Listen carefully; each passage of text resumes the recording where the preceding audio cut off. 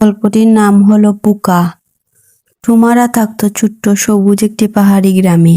ওদের গ্রামটি ছিল কেনিয়ার একবারে দক্ষিণ প্রান্তে। বাড়ি দুর্গম এলাকা, সেখানে সারি সারি উঁচু পাহাড়, পাহাড়ের নিচে রয়েছে ঘন বন। 13 বছরের কিশোর ছেলে টুমারের কাছে সবসময় মনে হতো তাদের জায়গাটা অনেক সুন্দর, মনোরম প্রকৃতি। টুমা তাদের খামার বাড়িটিকে বেশ পছন্দ করত। খুনায় গোলাঘর, বাঁশের মই দিয়ে উঠে ছোট্ট একটা দরজা দিয়ে ঢুকতে হতো গোলাঘরে। তার ভেতরে শস্য দানা ড্রাই করে রাখা। টুমা তার মায়ের দেয়া পাত্রটি ভরে গম নিয়ে নেমে আসতো। সে তার মাকে গম ঝাড়াইয়ের কাজে সাহায্য করত। গম পরিষ্কার করে তার ছোট্ট ভাই কুন্তেকে সাথে নিয়ে হাটের গম পেশাই কলে যেত। সেখানে তাদের জন্য উগালি রুটি বানায়। সেই ফুলকো উগালি রুটি তারা সবজি ভাজি দিয়ে খায়। উগালিত না পেলে তো খিদের জ্বালায় তারা ছটফট করত। টুমা ভালো করেই বুঝতে পারত ওই গম শস্য তাদের কাছে কত দরকারি জিনিস। টুমা এও বুঝতে পারত যে ওই খামারি বাড়িটাও তাদের জীবনে কত প্রয়োজন। যখন গোলাঘরটি শস্য দানা দিয়ে ভরা থাকতো তখন তার বাবা মায়ের মুখে হাসি থাকতো। তখন আর খিদের জ্বালা চটপট করতে হয় না। বাবার কাছে চকচকে টাকা পয়সা থাকে, তার বিদ্যালয়ের মাইনে ঠিকমতো দিতে পারে। তখন যেন সুখ আর শান্তি থাকে। আর যেই না গোয়ালঘরটি খালি হয়ে যায় তখন টুমার বিশ্ববিদ্যালয়ে যাওয়াটা বন্ধ হয়ে যায়। বাবার কাছে টাকা থাকে না, মাইনে দেওয়া আর সম্ভব হয় না। এটাই হচ্ছে সেখানকার নিয়ম। যখন সময় খারাপ তখন বাড়ির মেয়েরা গড়ে থাকে, সংসারের শেষ পয়সাটুকু যায় ছেলেদের পড়াতে। যখন টুমার বিদ্যালয়ে যাওয়া বন্ধ হয়ে যায় তখন তার মন ভীষণ খারাপ হয়ে যায়। তার কান্না পায়। পড়তে না পারার দুঃখে তার বুকটা যেন ফেটে যেতে চায়।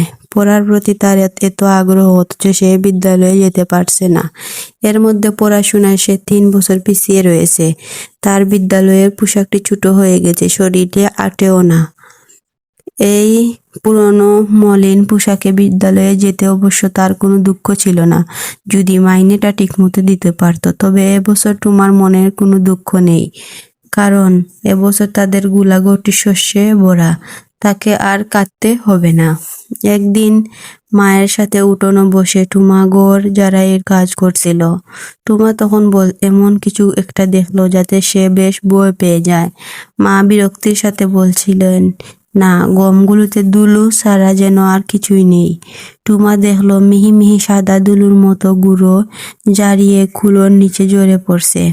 খুদে পোকারা ঢুকে পড়ছে গম দানার ভেতরে আর দানাগুলোকে ফুপড়া করে দিচ্ছে। টুমা দেখলো কিলবিল করতে থাকা ডুডু পোকাদের, আর মনটা একবারে খারাপ হয়ে গেল। সে জানে এর পরিণামটা মোটেও ভালো হবে না। বাবা এক দামা গম নিয়ে বাজারে গেল সেখানে কৃষি অফিসের দিদিমণিকে দেখাতে। এখন জানতে হবে তারা কি করবে। টুমা তার বাবার সাথে যায়। দিদিমণি একটি আকশ কাঁচ দিয়ে শস্য দানাগুলোকে ভালো করে পরীক্ষা করলেন। তারপর চিন্তিত মুখে বলেন, এই ধরনের পোকা আমি আগে আর দেখিনি। এগুলো শস্য দানায় ফুটো করে দেয়। টুমার বাবা ফেল করে তাকিয়ে থাকে। দিদিমণি বলে, এই পোকাগুলো কিন্তু এখানকার না, মধ্য আমেরিকার। গত বছর ওখান থেকে এক জাহাজের মালের সাথে এখানে এসে ঢুকেছে, এখন চারিদিকে ছড়িয়ে পড়েছে। এবার এটা তোমার খামারে ঢুকেছে।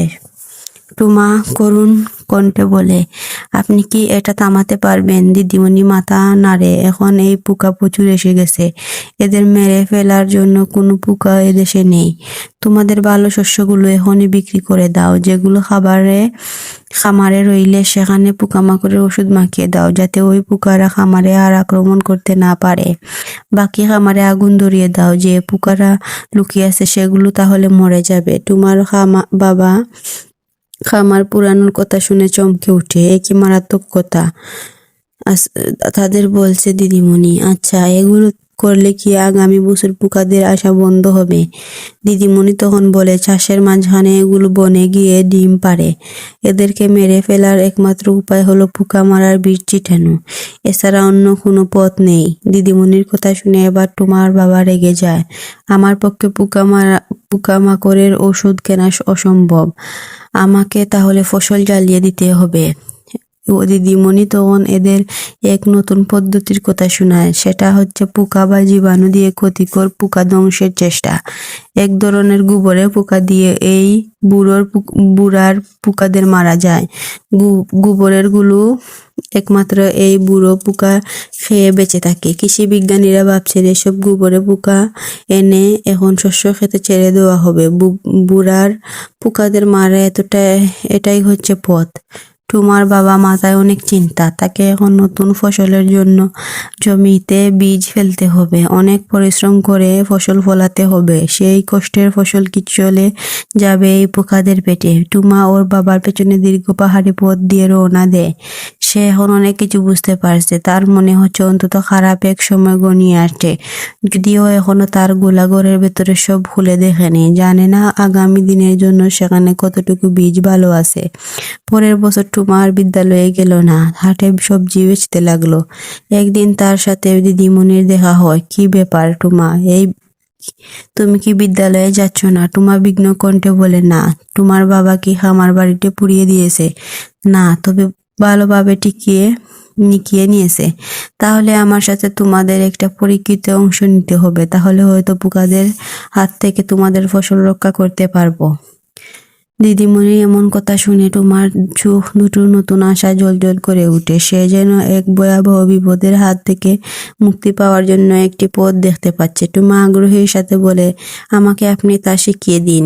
দিদিমণি তখন তোমাকে একটি শিশি দিল, সাথে এক পাত্র শস্য। তোমাকে ভালো করে বুঝিয়ে দিল কি করলে তারা পরের বারের ফসলকে রক্ষা করতে পারবে। টুমা যেন দারুণ একটা কিছু পেয়ে গেছে। তার কাছে দিদিমণিকে একজন খুব ভালো মানুষ বলে মনে হলো। তিনি তাদের ভালো চাইছেন, ফসল রক্ষার কথা ভাবছেন। সে বাড়িতে ছুটে এসে তার বাবাকে সব জানায়। বাবার কপাল কুঁচকে আসছে। হতাশ কণ্ঠে বলেন, এসব কোনো কিছু হবে না। আমাদের কপাল খারাপ, দেখবে আমাদের নতুন ক্ষতি হবে।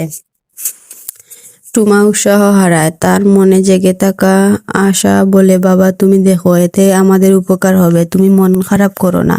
টুমা চাষি পিতা বুঝতে পারছেন না দিদিমণি তার ছেলের কানে কি কুমন্ত্র দিয়েছেন। কতটুকুই বা বুদ্ধি হয়েছে টুমার, কি বা সে করতে পারবে। টুমা ওর বাবার চাহনি দেখে বুঝতে পারছে যে ছোট মানুষ বলে বাবা তার প্রতি মোটেই আস্থা রাখতে পারছে না। মনে মনে সে তখন প্রতিজ্ঞা করলো, এ ব্যাপারে ফসল সে আপ্রাণ চেষ্টা করবে। টুমার বাবা যখন জমিতে নতুন ফসলের চারা রোপণ করেছিল, তখন টুমাও একটা ছোট্ট জায়গা বেছে নিয়ে দিদিমণির কথা মতো গোবরে পোকা চাষ শুরু করলো।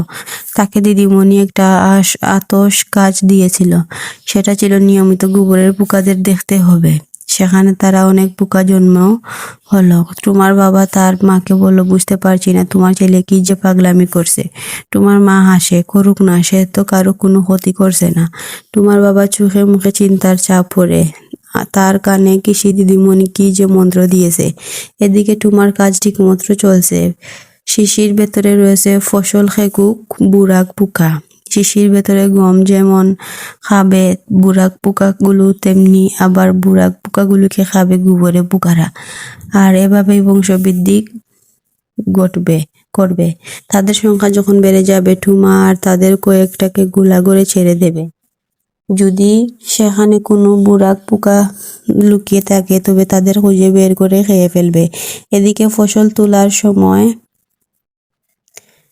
এসেছে ডুমার। ততদিনে এক জাগ গোবরে পোকা তৈরি করে ফেলেছে। তারা ভীষণ ক্ষুধার্ত তখন, কারণ তারা শিশির ভেতরে সমস্ত বুড়াক পোকা আগেই খেয়ে ফেলেছিল। টুমার বাবা সেদিন মার থেকে ফসল এনে গোয়াল ঘরে তুলল।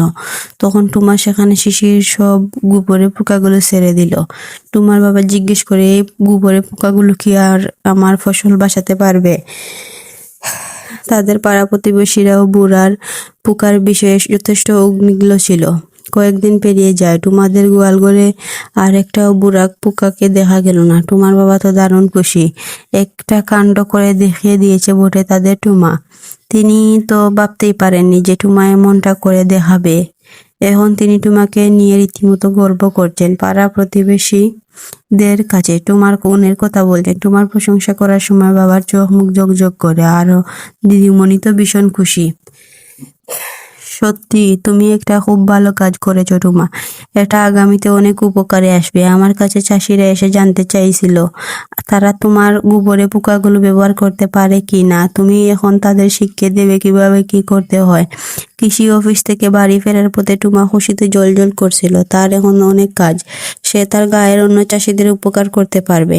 টুমা তার বাবাকে বলে, আমি বড় হয়ে একজন কৃষি বিজ্ঞানী হব। আর গরিব বাবা দীর্ঘশ্বাস ফেলেন, তাহলে যে তোমাকে অনেক বেশি করে পড়াশোনা করতে হবে। তোমার কাছে মনে হলো তার বাবার অনেক কষ্ট এই কথাগুলো বললেন। পরদিন সকালে সবাই মিলে যখন সবজি ভাজি দিয়ে ফুলকো ও গালি রুটি খাচ্ছিল, তখন টুমা দেখতে পেল তার বিছানার উপর একটা বাদামি রঙের মোড়ক। টুমা কৌতূহলী হয়ে বলল, কি ওটা? তোমার মা হেসে বললেন, সেটা তুমি একবার খুলেই দেখো। টুমা সাবধান মোড়কটি খুলে সে যেন নিজের চোখকে বিশ্বাস করতে পারছে না। মোড়কের ভেতরে রয়েছে বিদ্যালয়ের নতুন চকচকে পোশাক। তোমার মা বলে, এখন থেকে তোমাকে মন দিয়ে পড়াশোনা করতে হবে, মাঠে ঘাটে অত খেলে বেড়াতে পারবে না, বুঝতে পেরেছো? টুমা হাসি মুখে মাথা নাড়ে, বুঝেছি। ভিডিওটি দেখে ভালো লাগলে সবার কাছে লাইক, কমেন্ট, সাবস্ক্রাইব করার অনুরোধ থাকলো। সবাই আমার পাশে থাকবেন। আসসালামু আলাইকুম এভরিওয়ান।